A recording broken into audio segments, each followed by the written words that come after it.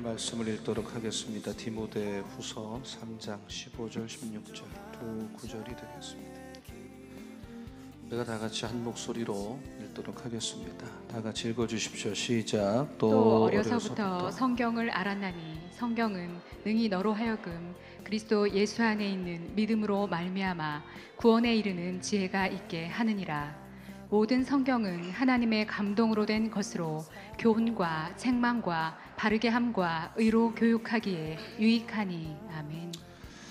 네, 코로나 이후에 우리 교회는 이라는 그 주제 하에 시리즈 설교를 하겠습니다. 그래서 오늘은 그 하나님 말씀으로 들어가서 매일 성경을 먹으라 라는 주제입니다. 우리가 어려운 때는 기본으로 돌아갈 줄 알아야 됩니다. 어려울 때일수록 뭐를 많이 하려고 하기보다는 기본을 잘 다져야 됩니다.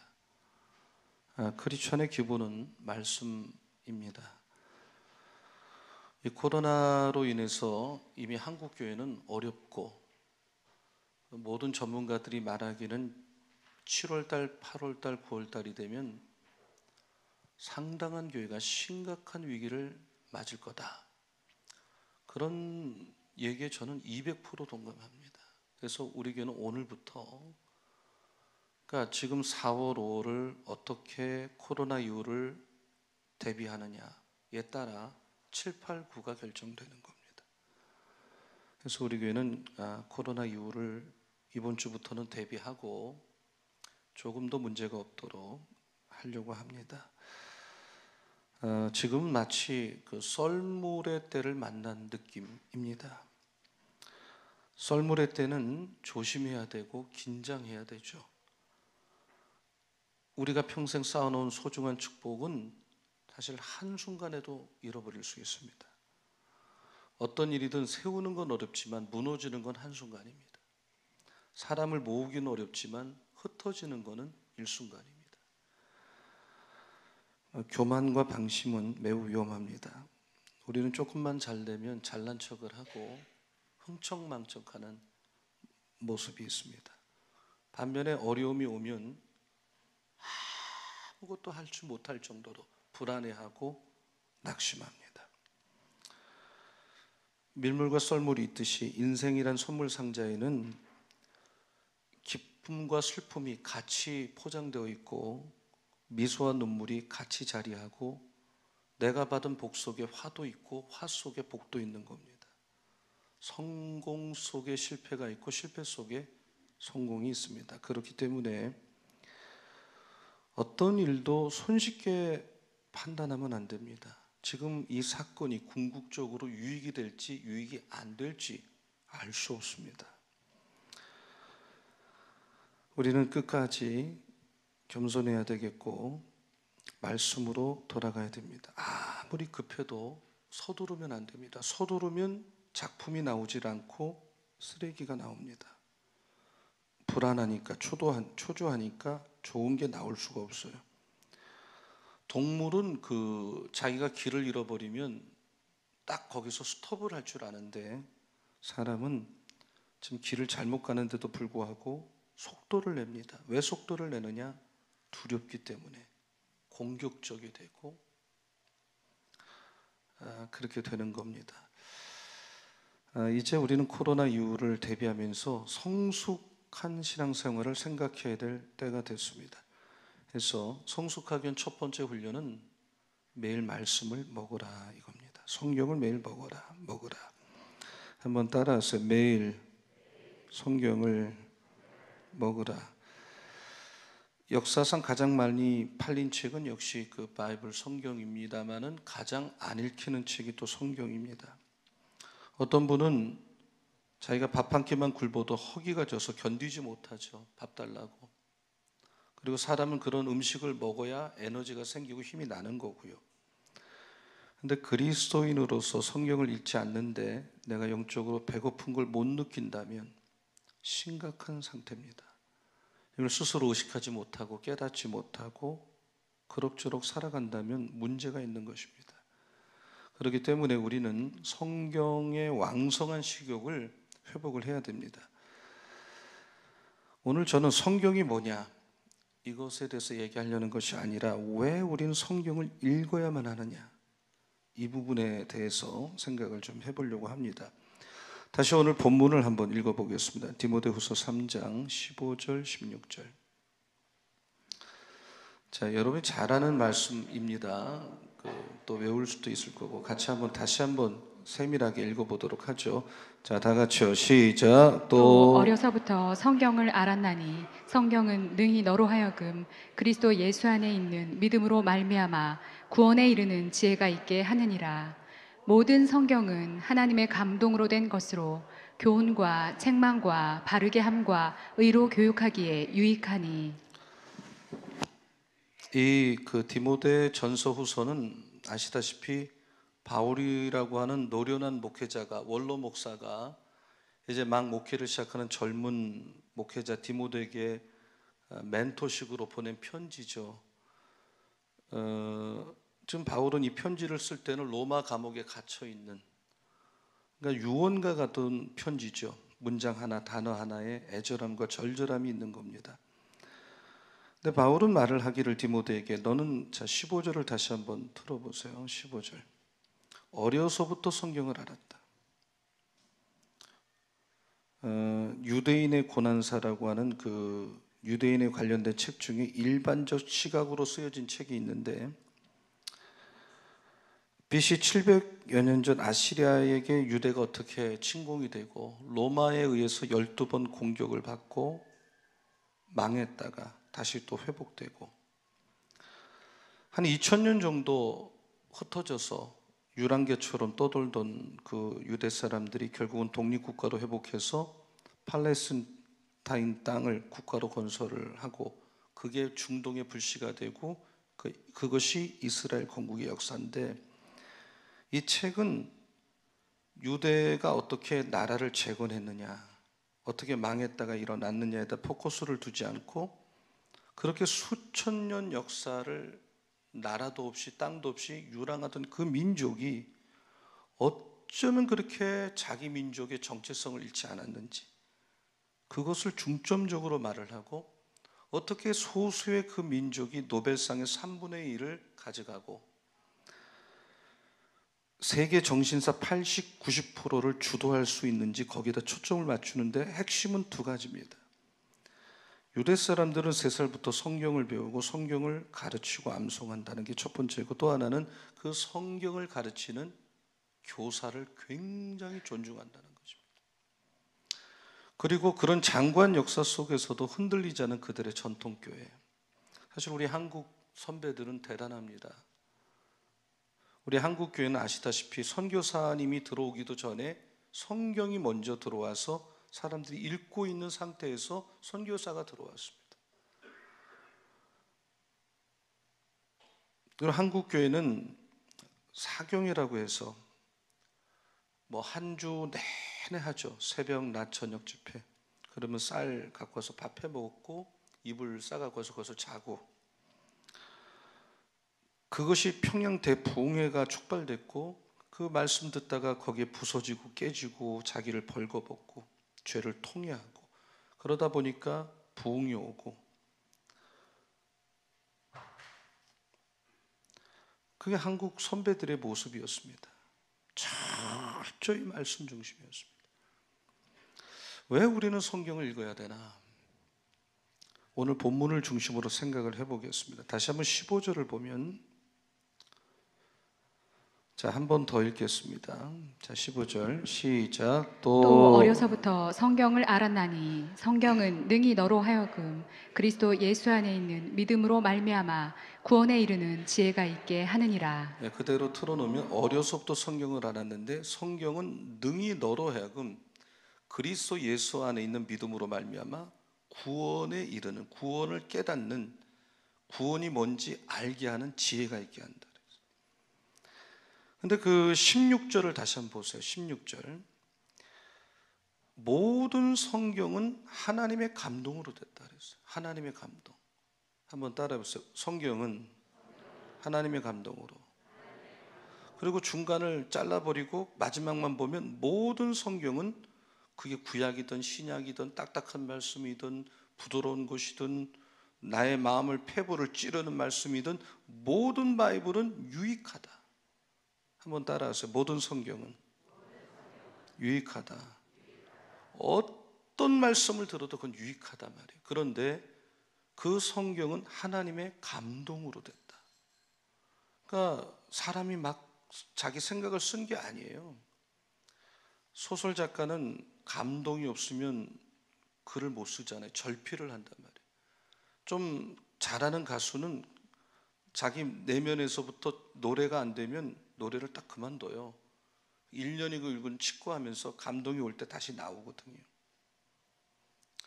근데 성경은 이런 소설하고 근본적으로 달라요. 하루에도 여러분 수만 권의 책이 쏟아져 나오고 매해 나오지만 그 책이 우리 생각도 바꾸고 교양도 주지만 그 책 읽었다고 우리가 구원받지 못해요. 정말 우리에게 구원이 뭔지 깨닫게 하고 구원을 주는 책은 오직 하나, 성경이에요. 그래서 모든 성경은 하나님의 감동으로 됐다는 말은 성경을 쓸 때 하나님께서 아담이 흙으로 지어졌지만 하나님이 아담의 그 심령에 생기를 불어넣으니까 아담이 생기가 들어간 것처럼 성경을 기록할 때 하나님이 사람의 그 기록하는 그 성경 말씀에 생기를 집어넣었단 말이에요.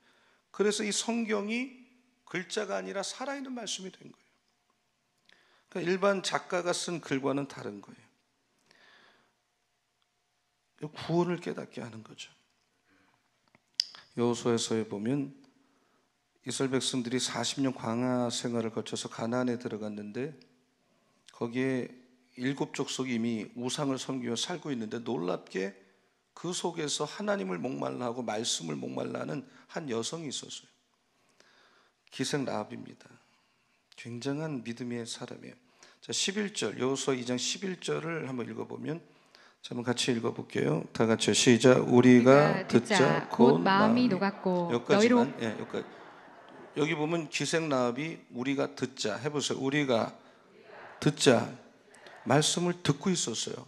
말씀을 듣고 있었어요. 그게 믿음을 줬어요. 그래서 말씀을 들어야 돼요. 말씀을 들어야 돼요. 우리 어린아이나 청소년들이 과연 부모 옆에 와서 말씀을 들을까라는 생각을 가진 부모가 있다면 너무 인간적인 부모예요. 본인 자신도 영적으로 눈이 안 열린 사람이라고 봐야 돼요. 우리 아이들이나 청소년들이 영적 존재에 똑같아요. 우리하고 다를 건 하나도 없어요. 데리고 와서 옆에 앉혀놓고 왔다 갔다 하는 것 같지만 집에 가서 뭘 들었냐 하면 토시 하나 안 틀리고 말할 수 있을 거예요. 어릴 때부터 듣든지 안 듣든지 듣는 것 같든지 안 듣는 것 같든지 계속 들려줘야 돼요. 뭐를? 하나님 말씀. 왜? 모든 성경은 유익하기 때문에 구원을 깨닫게 하기 때문에. 그래서 교회는 여러분이 처음 신앙생활 할 때부터 틀을 잘 잡아야 되는데 한 번 이게 안 되면 참 어렵습니다. 철두철미 말씀 중심의 신앙생활, 말씀의 뿌리를 내리는. 한번 따라해 보세요. 말씀 중심. 그 말씀을 듣다 보면 어느 시점에 그 말씀 중에 하나가 탁 걸려갖고 그 아이를 살리는 거, 우리를 살리는 거. 하나님 말씀은 살아있기 때문에, 능력이 있기 때문에.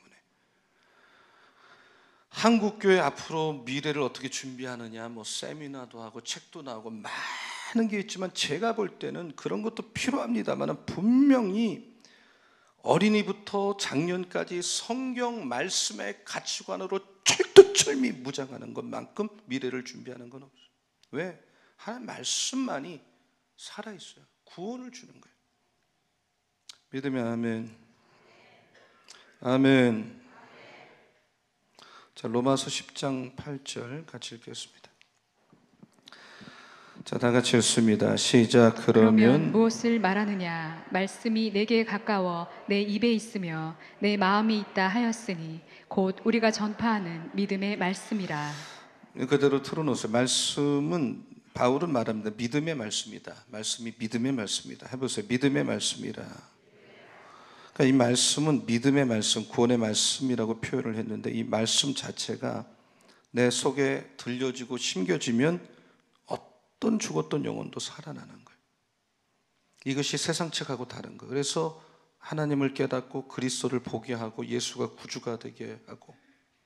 근데 이 말씀은 하나님의 감동으로 됐는데 어떤 특징이 있느냐면, 다시 한번 여기 두 번째 핵심 문장을 써드렸는데 한번 읽어볼게요. 다 같이 시작. 하나님의.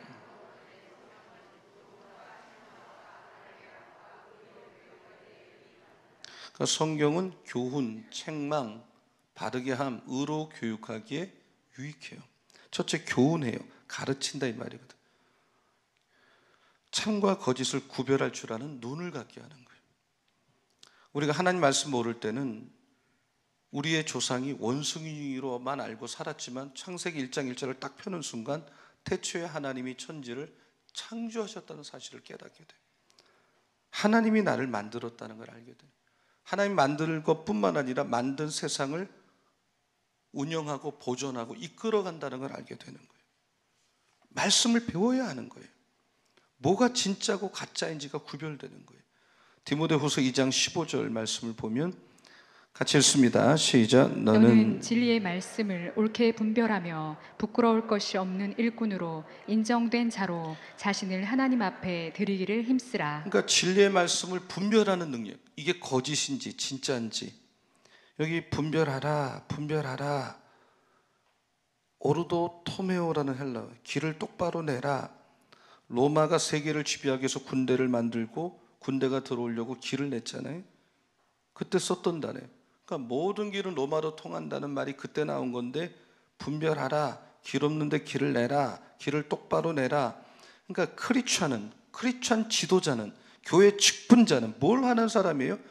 지금 세상 사람들이 뭐가 길인지 몰라서 방황할 때 참길이 예수요, 참길이 바이블이요, 참길이 신앙생활 하는 거라고 확신을 가지고 가르쳐 줘야 된다.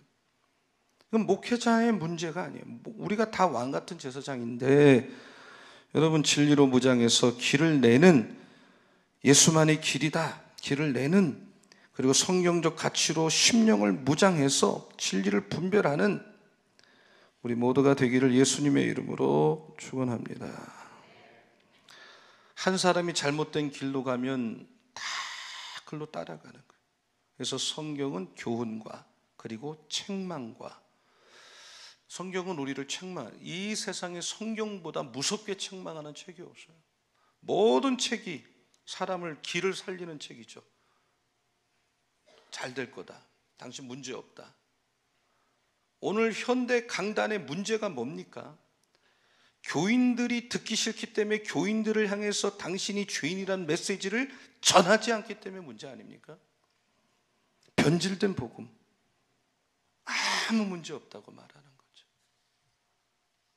그러나 성경이 가르치는 방향과 전혀 다른 메시지.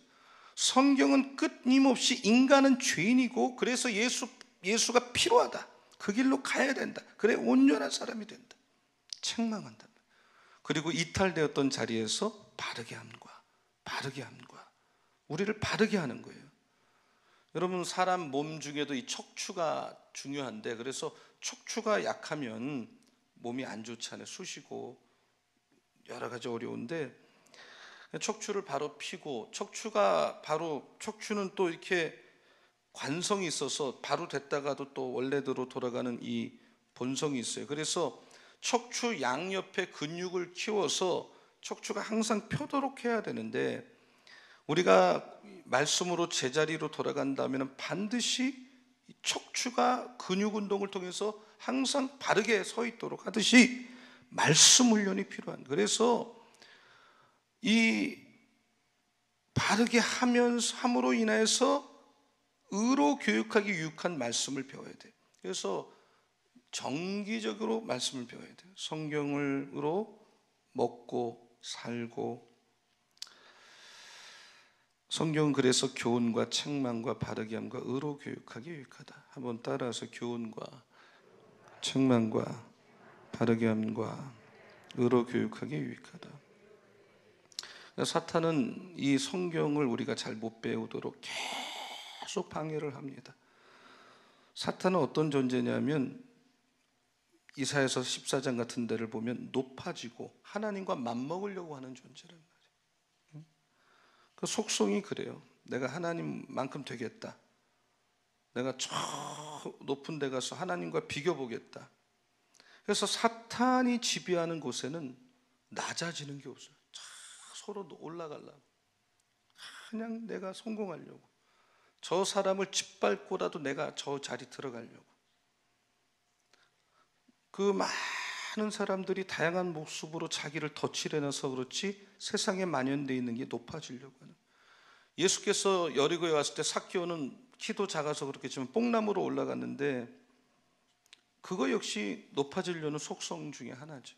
예수께서 보자마자 야 내려오라고, 속히 내려오라고, 빨리 내려오라고.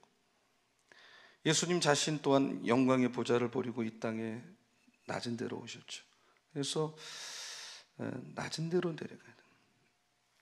어제 김재용 장로님 아드님인 김재식 목사의 결혼식에 제가 갔다 왔는데 저하고는 아주 절친인데 주례를 부탁을 해서 제가 몇 번을 거절했어요. 내가 친구인데 좀 뭐 지방회장님을 하든지 우리 지방의 아내도 선배도 많은데 또는 그날 오신다고 하신 김준호 목사님께 부탁하라. 그렇게 했는데 결국 제가 안 하면 안 된다 그래서 했는데 그날 그 신부 사모님 되신 그 신부의 영적 아버지 그리고 김준홍 목사님 그 둘의 교회 목회할 때 그 교회에서 한 10년 행정간사 일을 하시고 김준홍 목사님이 한 30만 평 정도 되는 땅을 미국에 누가 기증해서 선교센터를 만들었는데 그 선교센터를 한 10년간 관리를 하고 그 분이 그 부인인데 김준홍 목사님이 이게 김준홍 목사를 영적 아버지처럼 생각하는 거죠, 이분이. 그러니까 그날 오셨어요. 그 사모님은 아버지가 일찍 돌아가신 것 같고, 그래서 입장할 때 신부 에스코트도 해주시고 축사도 해주셨어요. 그래서 제가 참 교단의 어른이, 교계의 어른이고 참 누구나 잘 아시는 그런 목사님이신데 송구스럽잖아요. 그래서 오셨길래 인사를 드렸죠. 너무 죄송하게 됐다고 제가 몇 번 거절했는데도 이렇게 제가 주례를 하는데 목사님 하셔야 마땅한데 죄송하다고 그랬더니 목사님이 하시는 말씀이 나는 이 신부의 오늘 아버지 역할 하는 게 제일 좋고 난 그것 때문에 왔고 그게 너무 기쁘다고 그렇게 좋게 얘기하시는 거예요. 그러면서 결혼이 다 끝나고 또 인사를 드리러 갔더니 너무 결혼식이 좋았다고 따뜻하고 후배 목사님한테 많이 배운다고. 사실 저는 그분의 설교를 들으면서 신학생 시절을 보냈고 굉장히 강성 아닙니까? 감옥에도 갔다 오시고 투사적 기질이 있는 대표적인 인물인데 실제로 만나보면 그렇게 겸손하세요. 따뜻하고. 제가 무슨 생각을 했는가 하면 저도 나이 먹어가는 입장이지만 사람은 나이를 먹을수록 좀 저런 면이 있어야 되겠구나. 자기를 낮추고 좀 이렇게 사람들 이렇게 좀 격려해주고 그게 사실 어른이 아니겠는가. 아멘 아닙니까? 저를 째려만 보시는데 좀 나이 먹을수록 따뜻하게 막 내가 높아지고 그런 쪽에 관심 갖기보다는 사탄은 자꾸 이렇게 높아지라고. 사탄은 특징이 거짓말하는 거죠. 말할 때마다 거짓말을 하는 거죠. 거짓말 투성이죠.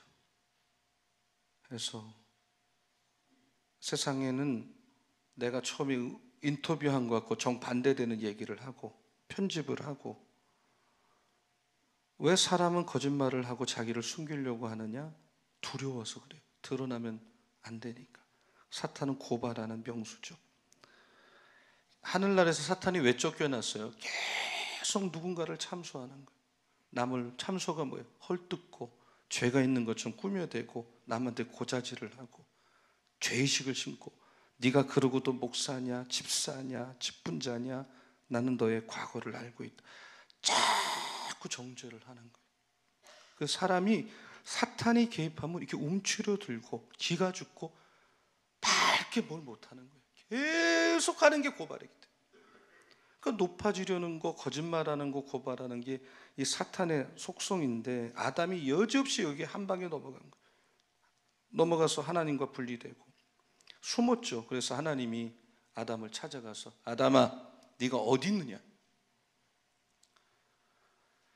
그때 아담이 하나님 내가 정말 실수했습니다. 살려달라 그랬으면 인류 역사가 달라졌을 텐데 아담은 하나님 음성을 네가 어디 있느냐 듣고 버섯으로 숨었습니다. 내가 내 자리를 이탈했습니다. 군인이 제일 큰 죄가 뭐냐면 엄하게 다루는 게 두 가지인데 명령 불복종과 탈령. 탈령은 최고의 군인으로서 엄한 벌을 받아요. 형법 30조에 10년 무기, 즉결처분, 사형까지. 작전에 실패한 지휘관은 용서가 되는데 경계병이 자리를 이탈한 건 용서가 안 된다는 말이 있어요. 왜냐하면 전 부대원의 생명을 책임지는 게 경계인데 그거를 이탈하면 안 된다. 네가 지금 어디 있느냐.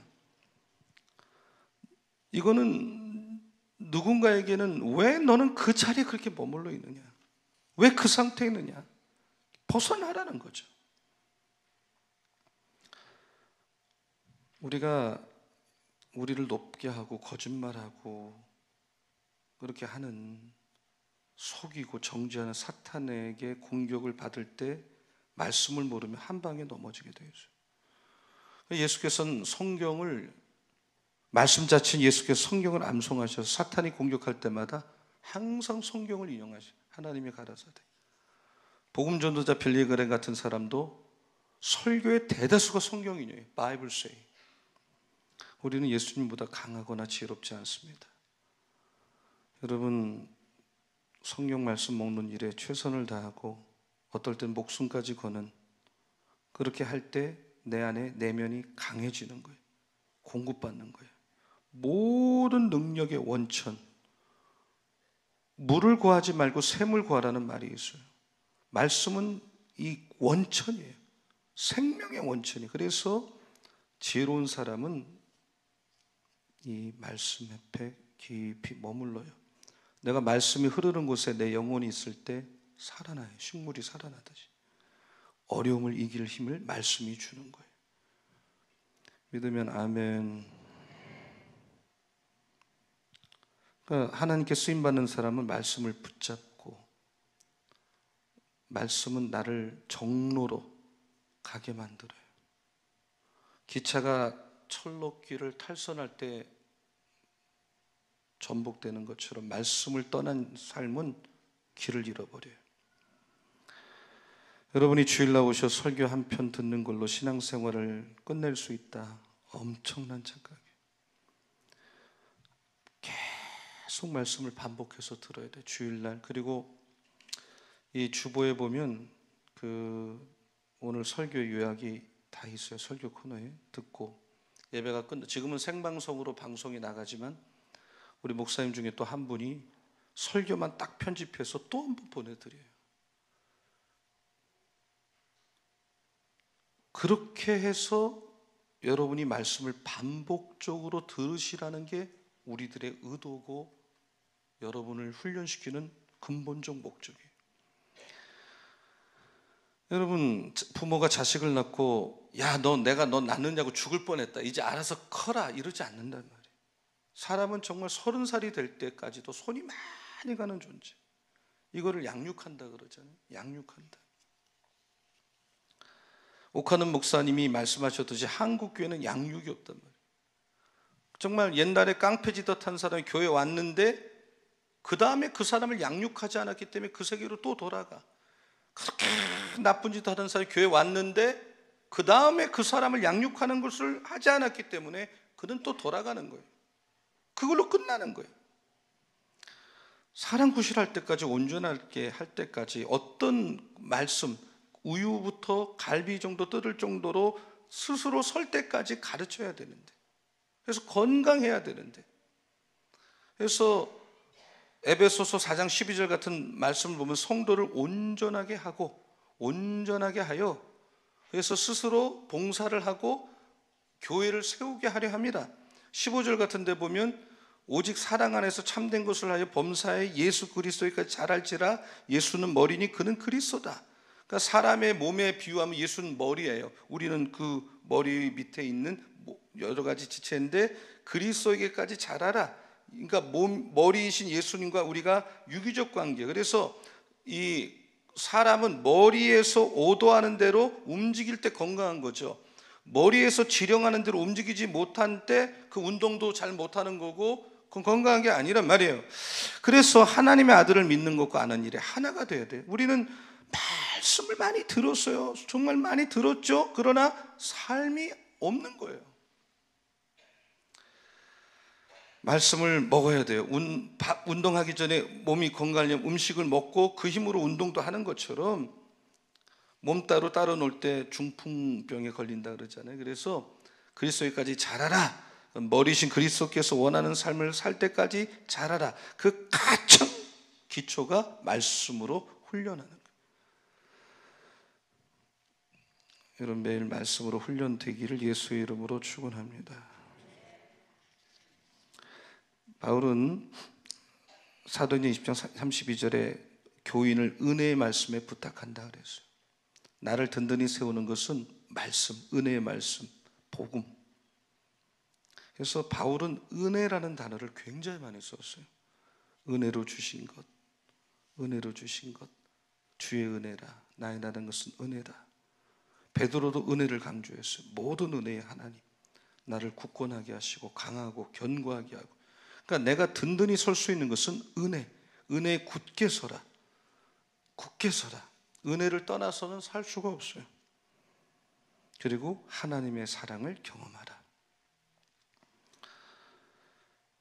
여러분, 하나님은 여러분을 무조건적으로 사랑을 하고 여러분을 대할 때 내가 죄인인데도 불구하고 의인으로 먼저 정해놓고 여러분을 다듬어가는 거예요.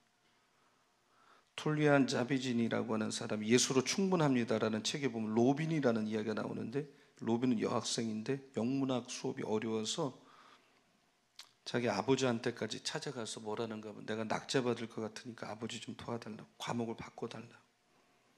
눈물을 흘리면서 애원하니까 아버지가 다음날 딸을 데리고 영문학 학과장을 만나서 바꿔달라고 했더니 그 학과장이 하는 말이 알겠다고, 심정을 이해하겠다고, 이러면 어떻겠냐, 무조건 내가 A학점을 주고 시작할 테니까 이 과목을 해보라고. 그거 거절할 사람 없잖아요. 그러니까 자신감이 생겼어요. 처음부터 A학점을 주고 하니까 선생님을 신뢰하게 됐고 연속 A학점을 받았어요. 그러면서 이 저자는 우리가 하나님의 사랑과 은혜가 그렇다는 거예요. 예수님은 우리가 여전히 죄인인데 이미 의인으로 만들어 놓고 우리를 다루기 시작하는 거예요. 이미 A학점을 주고 나서 시작하라고 말하는 거예요. 내가 좀 잘못 살았어도 의인이라고 하는 이 딱지는 안 바뀌어요. 그대로 있는 거예요. 이걸 믿으시기를 바랍니다. 이미 확정된 거예요. 아멘. 바뀌었다, 뺏었다, 천국 갔다, 안 갔다, 아니에요. 이거는 영원히 확정된 거란 말이에요. 확보가 된 거예요. 어떤 조건, 자격, 값도 제한도 없이 하나님이 그렇게 하셨어요. 그 은혜, 나는 이런 은혜를 받았고 사랑을 받고 있고, 그럴 때 내가 성장하고 안정감이 있는 거예요. 하나님의 사랑은 충동적인 게 아니에요. 이랬다 저랬다, 좋았다 나빴다는 이런 감정적인 게 아니라 끝까지 나를 책임져 주시는, 끝까지 포기하지 않는, 한 영혼도 포기하지 않는. 율법과 사탄은 계속 우리의 나쁜 것을 끄집어내요. 그래서 율법 앞에 가면 부끄러워요. 내가 숨을 쉴 수가 없어요. 사탄은 우리를 항상 그렇게 몰고 가는 거예요. 그러나 복음과 성령님은 어떻게 해서라도 우리 안에 잘하는 것, 사랑스러운 것, 훌륭한 걸 찾아내서 거기서부터 살 수 있도록 하는 거예요. 그러므로 여러분이 할 일은 매일매일 하나님의 은혜와 사랑 안에 머물러 있어야 되고, 넘어져도 실패해도 어려워도 그 안에 머물러 있을 때 우리는 끝까지 승리할 줄로 믿습니다. 그래서 바울은 은혜의 말씀에 내가 너를 부탁한다. 시간이 많이 갔으니까 제가 결론을 맺겠어요. 지금 여러분들이 이제 코로나 이후를 어떻게 대비하느냐? 매일 말씀을 먹어라. 근데 세 가지 간단하게 하면, 말씀을 들을 때 메모하는 훈련을 하는 게 굉장히 좋습니다. 기록으로 남기는 거죠.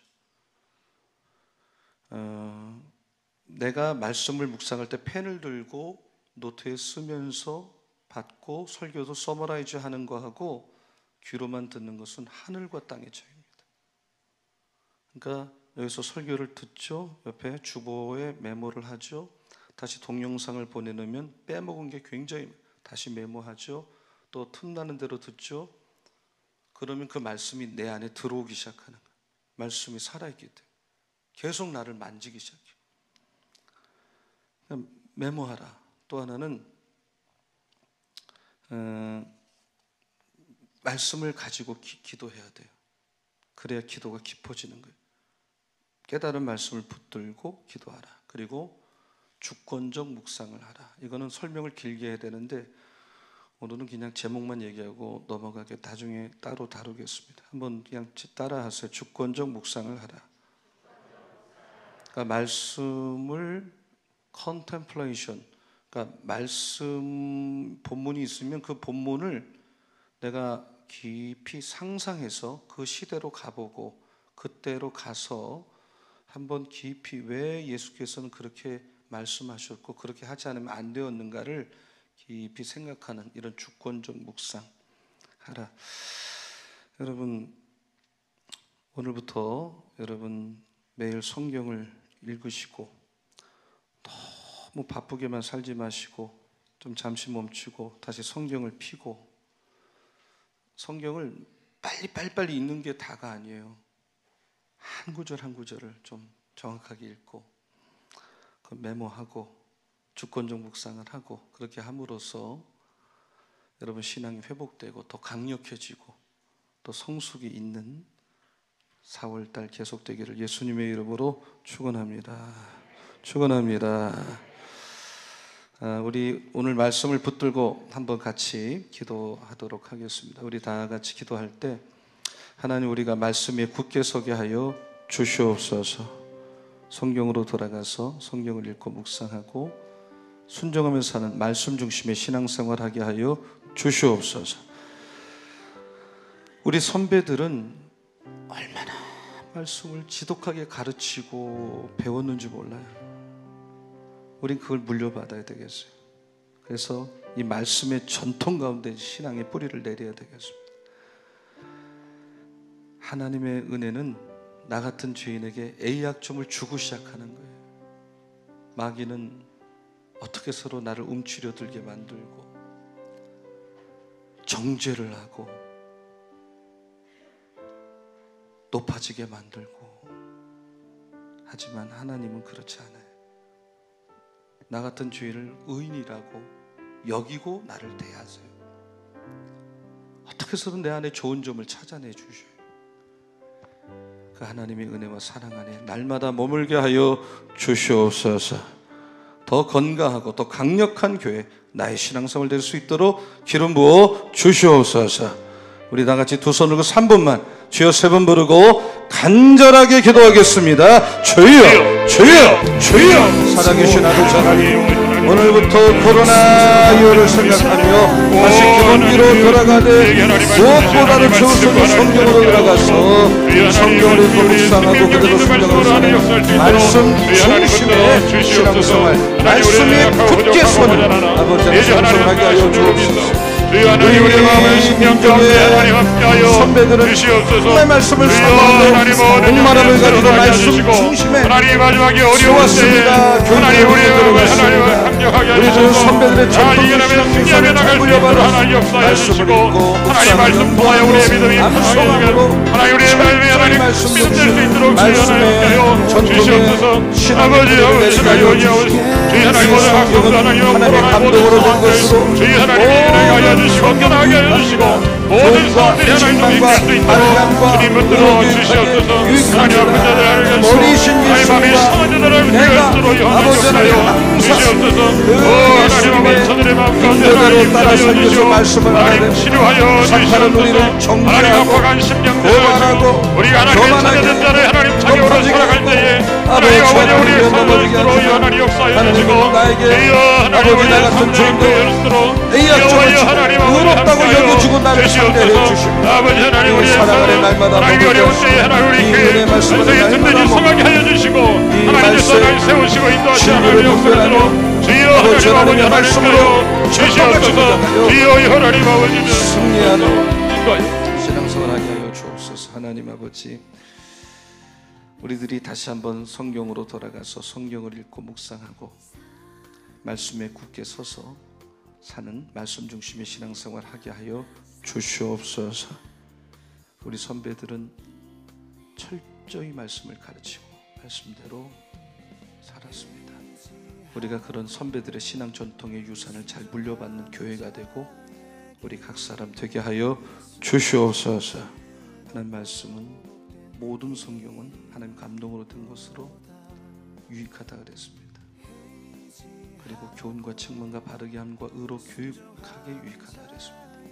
이 성경으로 우리가 바로 서고 또 철동같이 우리 머리끝부터 발까지 무장하여 사탄은 높아지게 만들고 정죄하고 고소하지만 그런 사탄의 유혹과 공격에서도 얼마든지 승리할 수 있는 철두철미 말씀으로 뿌리를 내린 그리스도인 되게 하여 주시옵소서. 우리 자녀들이 말씀을 잘 듣고 말씀을 훈련받아서 진리를 분별할 줄 아는 깨어있는 그리스도인들로 잘 성장하게 도와 주시옵소서. 그래서 우리 교회는 코로나 이후에 더 건강하고 더 강해지고 더 좋게 되는 역사가 일어날 줄로 믿습니다. 예수님의 이름으로 기도합니다.